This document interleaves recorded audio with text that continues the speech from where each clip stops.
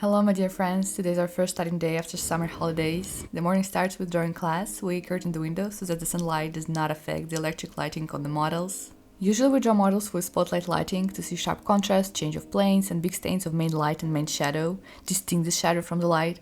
But I choose to start with drawing in natural light at the other end of the studio, just for variety, and since the light is from the side, it also looks quite good in terms of contrast. At the academy, classes start in October, because the first 2 months of summer are occupied with exams and summer practice. By the way, this year we'll finally have summer practice at the Hermitage Museum, but more on that later. So, according to the program of the academy, in the drawing classes for the first semester, we must make several drawings of nude model and dress portraits with hands. We draw every day in the morning and in the evening if there are no lectures. Drawing is kind of like a sport. It requires a lot of constant practice, copying and studying high quality drawings of other artists. Here we really need a comprehensive approach. So I try to create more often for you albums with selections of drawings for study and inspiration. Here is the most recent one. There are 100 wonderful drawings of the human body that I'm sure you've never seen before. You can pick it up in my Boosty. This is an alc of Patreon. The link is in the description. And after drawing, we have painting class. We begin to set up new decorations and models for the next 2 or 3 weeks. Teachers choose a pose of the model and the background. In painting for this semester, we must make several human figures in clothes and without clothes and full growth. By the way, those of you who subscribe to my Telegram channel know that I'm now starting to study in senior workshop. These are large workshops where students from 3rd to 5th year study together, and I'll stay here for the next 4 years. This is a more traditional academic workshop than those where I studied before. There's a lot of space and new people here, so it's like I've started new life again. But I'm slowly getting used to this environment. It's cozy here and everyone is so friendly, so I feel that everything will be fine. And also many of my friends with whom we studied together in the 1st and 2nd years choose this workshop too, and we continue to study together, which makes me very, very happy. It's quite warm outside now, and during the break before the lecture, me and my friend decided to go to the academy garden to pet our horses. The academy has stables where horse models live. They pose for sculptures, sketches and paintings. It's what it looks like.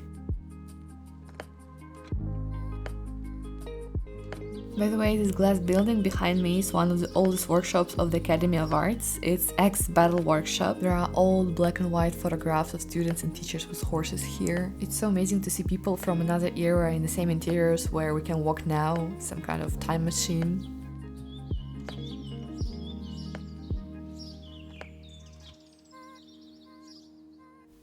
Then we have a lecture on painting materials. Here the professor showed us how different white paints change over the time. It looks quite scary actually. And then we studied how the color of the pigment changes when you add different amount of white paint.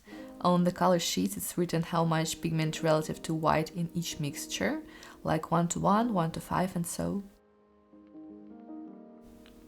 By the way, as I said in my previous videos, everything that hangs on the walls of this room are copies made by students during their summer copy practice in the museums of St. Petersburg.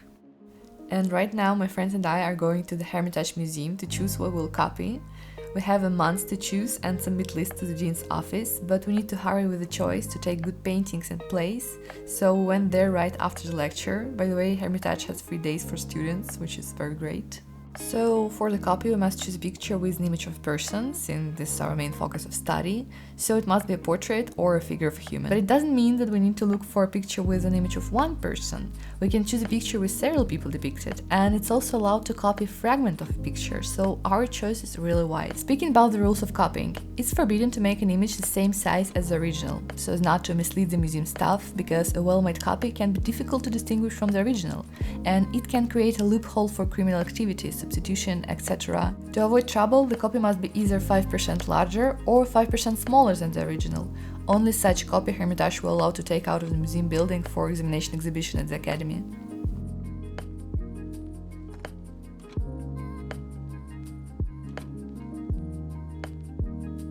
To be honest, I really wanted to copy this Rembrandt Deny, but unfortunately we didn't match in the height. I realized that it would be terribly inconvenient because it hangs high, and to see and paint her face well, I would have to stand on something high too. And I prefer to paint standing on the floor and not on a step ladder, so unfortunately this option was out. So which painting I choose in the end and why, I will tell you in the next videos, but in general I think we understood one of the important criteria for choosing. When copying, it's desirable that the work be approximately at your eye level in order to really do a good job. In general, we wandered around the Hermitage for 3 hours and we're still not sure of our choice, so we'll have to come again. And this is really a huge museum, you can hang around for days and still not have time to see everything. So it was time to leave for today, and outside we were met by stunning pink sunset, fresh still warm air and a beautiful view of our Academy of Arts, our alma mater, and actually home. At such moments you feel incredibly alive, happy, grateful to the world. And I'm really glad that I have this wonderful YouTube community. We also have a Telegram channel where I sometimes post useful things for art education, inspiration, and just something from creative life. It's called Lokteva Art, and there we can communicate even more, so I'll be glad to meet you here. And I'll see you soon in new videos, so stay creative.